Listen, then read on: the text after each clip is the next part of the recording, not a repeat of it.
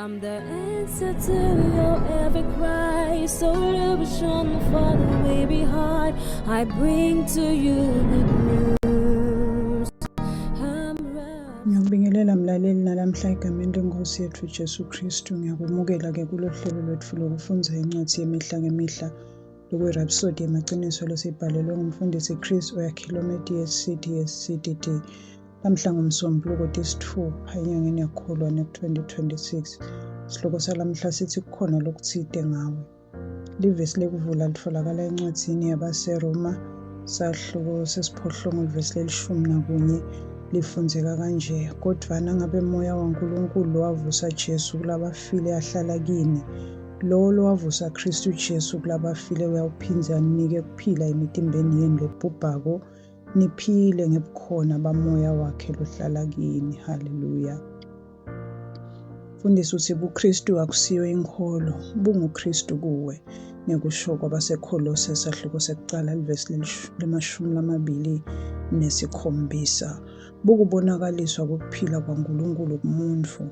UmKristu ngumuntu lowatfola futhi wabonakalisa timfanelo letingekwemvelo tebuNkulunkulu. Nguloko lokukwenta wehluke, awuzange ungene enkolweni ngesikhathi wemukela Kristu, weda eqinisweni. LiBhayibheli lithi encwadini yokuqala yaJohane sahluko sesi-5 vesi le-11 uye evesini le-12, bufakazi ngilobo ukuthi uNkulunkulu wasinika kuphila lokuphakade, nalokuphila kusendvodzaneni yakhe. Wonke umuntu lonendvodzana unekuphila. Uthi-ke umfundisi, loku kuphila kukuphila lokundlula konke. Cabanga ngemtimba wemuntu, ngisho naloku simo sawo sanyalo kuloko kuwa kwasensimini. Unelikhono lekutalana nekwakheka kabusha kwetinhlayiya, lokulungisa kanye nekutivuselela. Loko kukuphila kokudalwa komuntu, kodwa kube sekonakaliswa ngenxa yekuwela esonweni kwa-Adamu. Uthi umfundisi, nangabe kuphila lokonakele kusengakhona kusebenta ngale ndlela, cabanga ngekuphila kwaNkulunkulu lokukuwe lokungeke konakale, lokungeke kubulawe futhi lokubuNkulunkulu. IBhayibheli encwadini yokuqala yaPetro sahluko sekuqala ivesi le-23 lithi, phela senitelwe kabusha ngelivi laNkulunkulu lelingabhubhi, kodwa leliphila phakade naphakade. Haleluya. Uthi-ke umfundisi, nguloko lonako nyalo kuphila lokunemandla ekwenta lushintsho. Inkosi Jesu encwadini yemsebenti yebapostoli sahluko sekuqala livesi le-8 iyathi, kodwa nine nitawugcwaliswa ngemandla nasefikile kini moya longcwele, niyawuba bufakazi bami eJerusalema naseJudiya lonke naseSamariya kuze kube ngusekugcineni kwemhlaba. Uthi-ke umfundisi, lamandla akhona kwenta lushintsho ayasebenta kuwe, ngisho nanyalo asebenta engcondweni yakho. Haleluya. Iyasita kuconza ngalesikhathi umbhalo uthi nangabe moya walolo wavusa Jesu kulabafile ahlala kini utawunika nemitimba yenu lebhubhako emandla, ngekusho kwabaseRoma sahluko sesiphohlongo ivesi le-11. Nguye loniketa umtimba wakho kuphila. Umbhalo encwadzini yesibili yabaseKorinte sahluko sesine ivesi le-7 uye evesini le-11 usitshela lokuthide lokujabulisako, uthi kepha lamagugu lesinawo siwaphethe ngetitsha telibumba. Loko kubonakalisa ukuthi lamandla lamakhulu kangaka kasiwo etfu, kepha ngaNkulunkulu. Sicindzetelwe ndzawo tonke, kodwa asibotfoki. Siyacakeka, kodwa asiphele emandla. Siyadingelwa, kodwa uNkulunkulu akasilahli.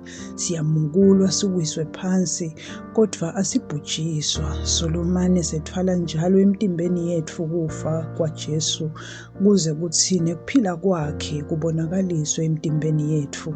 Ngobe thine noma sisaphila sinikelwa mihla le ekufeni ngenxa yaJesu, kuze kuthi nekuphila kwakhe kubonakaliswe emtimbeni yetfu lefako. Haleluya.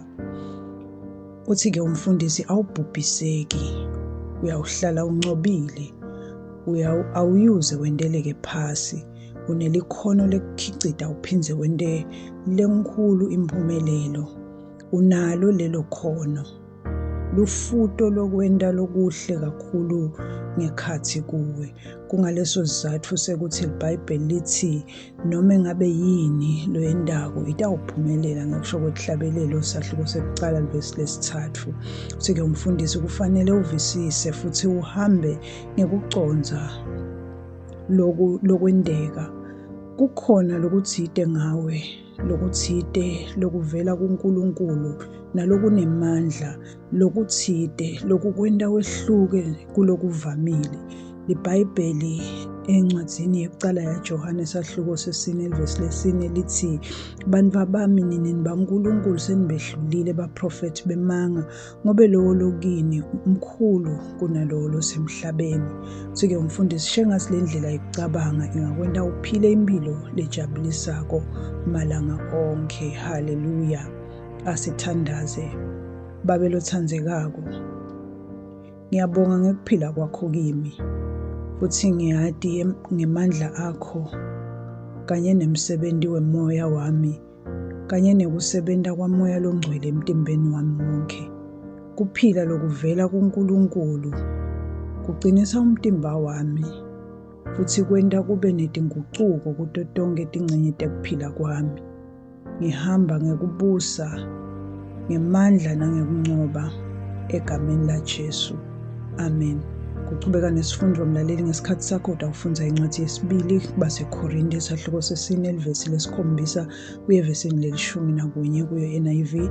Ufundze nencwadzi yekucala yaJohane sahluko 5 ivesi 11 uvesini 12 kuyo NIV. Uphindze ufundze incwadzi yekucala yabaseKorinte sahluko 6 ivesi 14 kulo lihumusho le-NIV.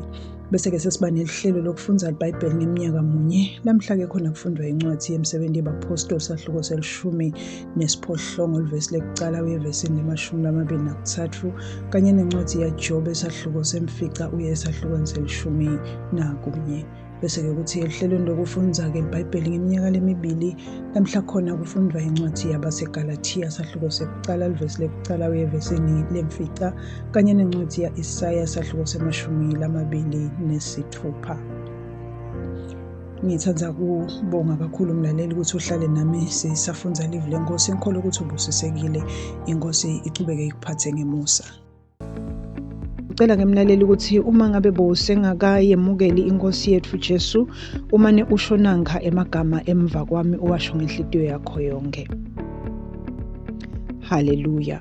Thani Nkosi Nkulunkulu, ngiyakholelwa ngayo yonke inhlitiyo yami eNkosini Jesu Kristu, indvodzana yaNkulunkulu lophilako. Ngiyakholwa wangifela nekuthi uNkulunkulu wamvusa kulabafile. Ngiyakholwa uyaphila lamuhla. Ngiyavuma ngemlomo wami ukuthi Jesu Kristu uyinkosi yempilo yami kusukela lamuhla. Ngaye nangeligama lakhe nginekuphila lokuphakade, ngitelwe kabusha. Ngiyabonga Nkosi ngekusinzisa impilo yami. Nyalo sengingumntfwana waNkulunkulu. Haleluya. Siyakubongela-ke mlaleli, nyalo sewungumntfwana waNkulunkulu. Haleluya. Inkosi ikubusise.